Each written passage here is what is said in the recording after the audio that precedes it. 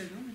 Dans le cadre, justement, nous sommes dans le cadre d'un salon d'habillage, ça s'appelle quoi? Comment cette salle? Une loge.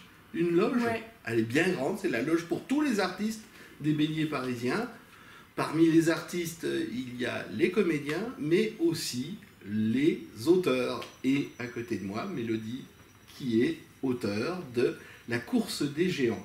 Alors la course des géants, quand on voit l'affiche et quand on entend le titre, on se demande de quoi il s'agit. Parce que moi, un géant, je m'imagine un truc vraiment pour les gosses où on va avoir... voilà. Mais alors je crois que je me trompe vraiment. Hein. Oui. Oui, non, c'est les géants. Les géants, ce sont les grands explorateurs, ceux qui ont repoussé les limites. Donc là, en l'occurrence, ce sont des astronautes.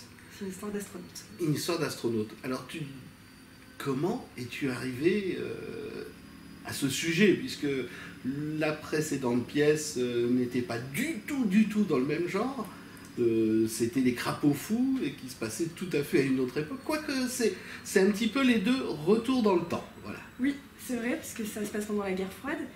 Et c'est aussi inspiré de plusieurs faits réels, un peu comme les crapauds aussi, c'est inspiré d'une histoire vraie. C'est inspiré de l'histoire de plusieurs astronautes, notamment un qui devait partir sur Apollo 13 et qui n'est pas parti, etc. Et puis du coup, je me suis inspirée de plein d'histoires différentes. Et puis j'ai inventé après un personnage, Jack Mancini, qui rêve de devenir astronaute et qui vient des quartiers pauvres de Chicago. Et qui va faire la rencontre d'un grand psychologue qui va lui ouvrir des portes en croyant en lui, en voyant son potentiel. C'est un surdoué en fait, quand on voit ou quand on nous explique comment il est arrivé à être astronaute, il est quand même parti de tout en bas de l'échelle.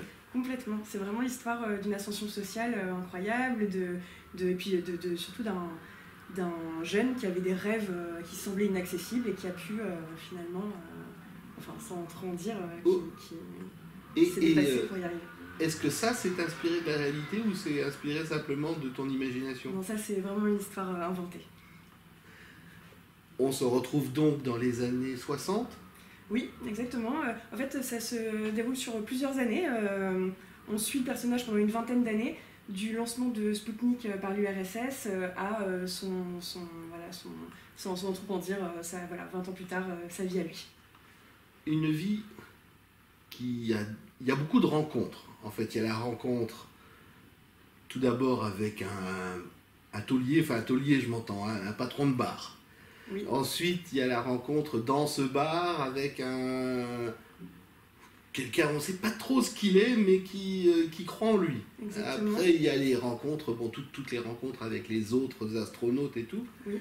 Et là aussi, tout est fiction ou il y a quand même des... Oui, là, les personnages sont tous inventés. Il y a une trentaine de personnages joués par 6 acteurs, donc qui passent de l'un à l'autre. Effectivement, il va rencontrer énormément de personnes très différentes, que ce soit des astronautes, une chanteuse dont il va tomber amoureux. Voilà, il y a plein de rencontres.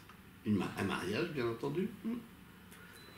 Ce qui m'étonne, moi, c'est les transformations. Comment arrivent-ils tous à avoir cette transformation? Pas physique, puisque bon, on les reconnaît quand même, mais sur la bande de comédiens, il y en a un seul qui a un seul rôle. Oui, c'est vrai, c'est celui qui joue Jack Mancini, donc l'astronaute qu'on suit, puis tous les autres changent énormément de rôle, et ils sont, avec une dextérité, ils sont tous fascinants. C'est beaucoup de travail, et puis ils ont un talent fou pour incarner plein de rôles différents. Comment s'est passé le casting?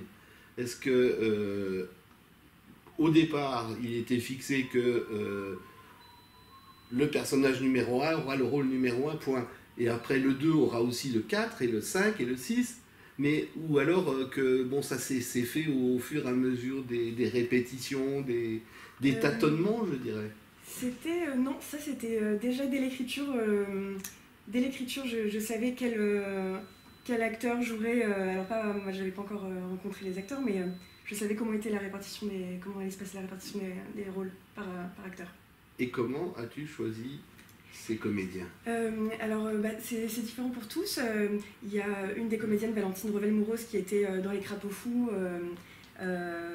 et j'ai pensé à elle très vite parce qu'il y a plein de rôles différents, et autant dans le drame, dans les personnages sombres, une mère un peu droguée, qui vit des choses très difficiles. À côté de ça, des personnages beaucoup plus drôles, et elle a tout ça. Valentine, elle s'est passée de l'un à l'autre, et elle m'émeut tout le temps. Donc voilà. Après, Nicolas Lombreras, j'avais vu ses pièces, les pièces qu'il a écrites et mises en scène, Jean-Louis XIV, Cousin comme cochon, et voilà, il me fait mourir de rire, c'est un génie. Là, on est d'accord tous les deux. Moi, je sais qu'il est à mourir de rire. Vraiment. Et donc voilà, c'était pour tous les personnages. Et d'ailleurs, il ne joue pas que des personnages drôles, il a aussi des personnages touchants. Mais voilà, j'ai pensé à lui. Et puis après j'ai rencontré plusieurs acteurs sur les conseils du producteur David Roussel, des acteurs avec qui il avait travaillé. Jordi Le Bolloc pour Jack Mancini, qui a vraiment une passion et qui correspond au personnage, une fougue, qui pareil nous emporte dans ses émotions, nous faire sentir énormément de choses.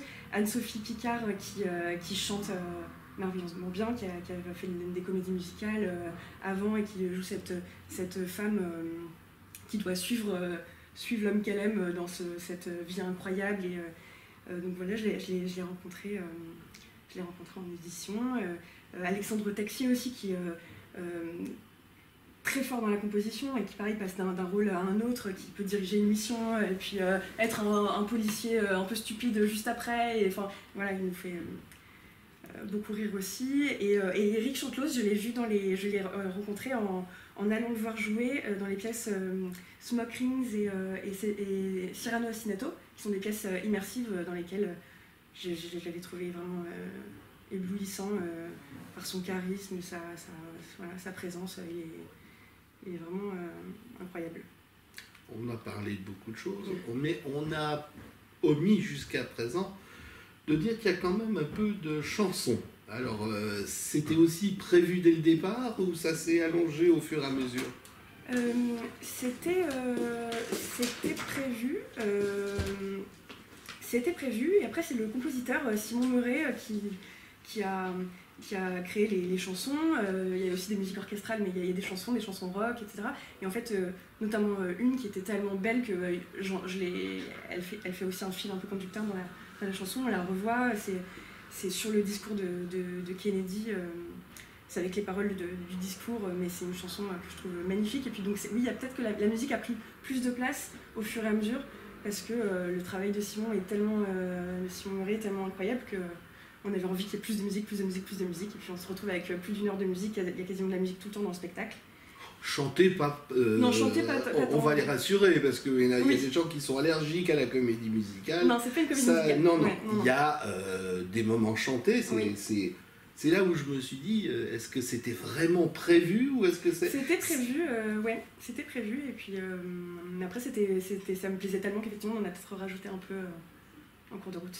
Et les comédiens sélectionnés, il fallait qu'ils sachent chanter. Oui, Anne-Sophie Picard vraiment chante incroyablement bien. Et donc oui. Et Éric Chanteloz aussi chante. Je l'avais déjà vu chanter d'ailleurs dans les pièces dont je parlais tout à l'heure. Il chantait déjà. Alors la pièce se joue depuis quoi, une petite dizaine de jours? Ouais. Tout l'été? Ou est-ce qu'il y a déjà fin septembre? Oui, jusqu'à fin septembre pour le moment. Voilà, alors c'est au Théâtre des Béliers Parisiens. Oui, c'est au Théâtre des Béliers Parisiens, du mardi au dimanche. Du mardi au samedi, c'est à 21h, et le dimanche à 15h. Donc ils ont une journée de repos seulement, oui. Les pauvres.